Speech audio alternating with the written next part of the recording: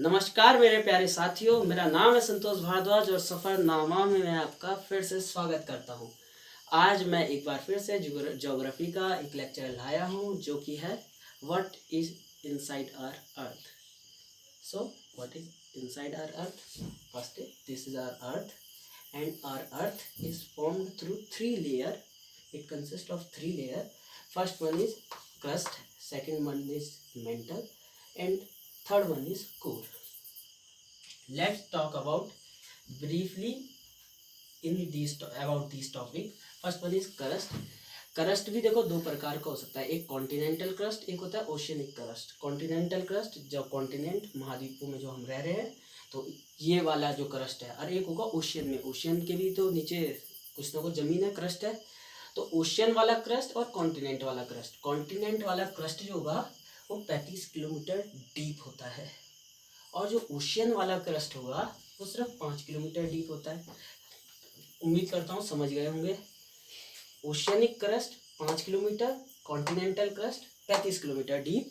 Oceanic crust mainly consist of sial. Sial means silica and aluminium. Second thing is oceanic crust. Oceanic crust mainly consists of sima, silica and magnesium.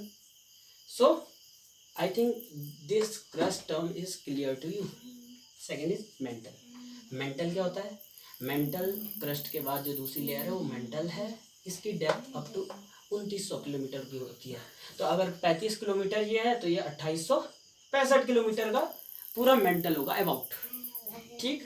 तीसरा है core, वो उसके भी अंदर वाला हो जाता है, जो कि मेन जो है अंदर को जो है जो सबसे ज़्यादा डीप होता है. तो ये देखो, ये अंदर वाला भाग जो है 3500 किलोमीटर गहरा होता है. तो ये देखिए कोर की डेप्थ होती है 3500 किलोमीटर. ये 2900 किलोमीटर था, ये 3500, मतलब टोटल जो अगर मैं रेडियस बोलूँ तो अर्थ का आपको पता ही है 6400 है. 6400 किलोमीटर के आसपास है. तो 6400 देखो, 3500, 2900 और 3540, अगर इनको जोड़ोगे आप 6400 कुछ ही आएगा. ठीक है.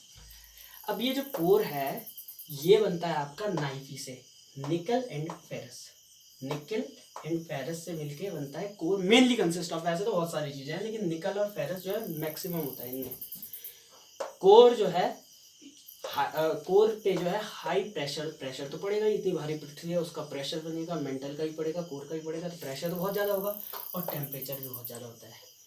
और एक बात और मैं बता दूं आपको कि डेंसिटी भी अंदर को जाते जाते बढ़ती रहती है.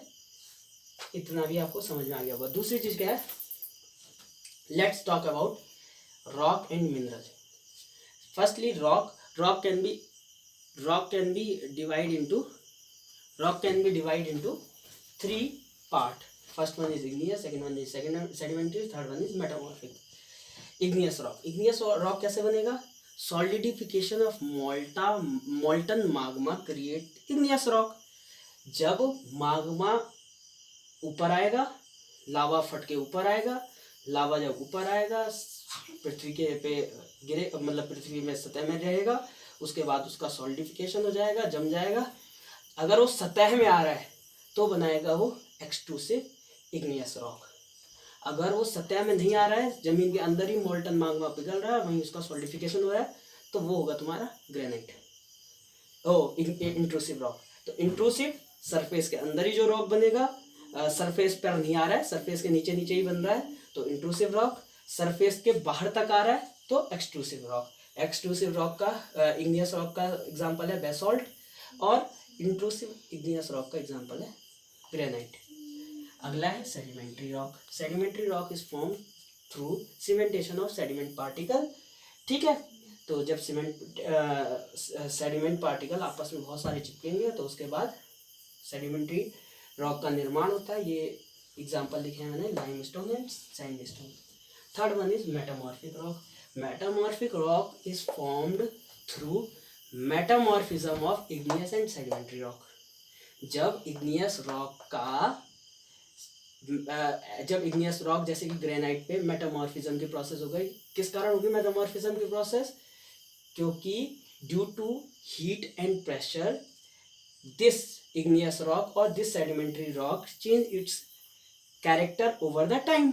तो इग्नियस रॉक में जैसे ग्रेनाइट है तो बदल के ज़्यादा हीट और टेम्परेचर के साथ बदल के जो है अपना कैरेक्टर चेंज करके वो ग्नेसिस बन जाता है, या वैसे प्रोनाउंसिएशन नेसिस बोलते हैं, नाइसिस। ठीक है।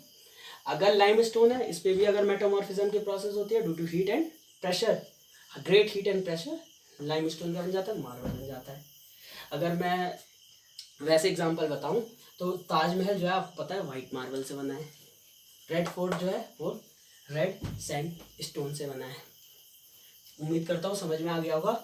अब आज का लास्ट टॉपिक देखते हैं, rock cycle. Last topic is rock cycle. How this is very interesting topic.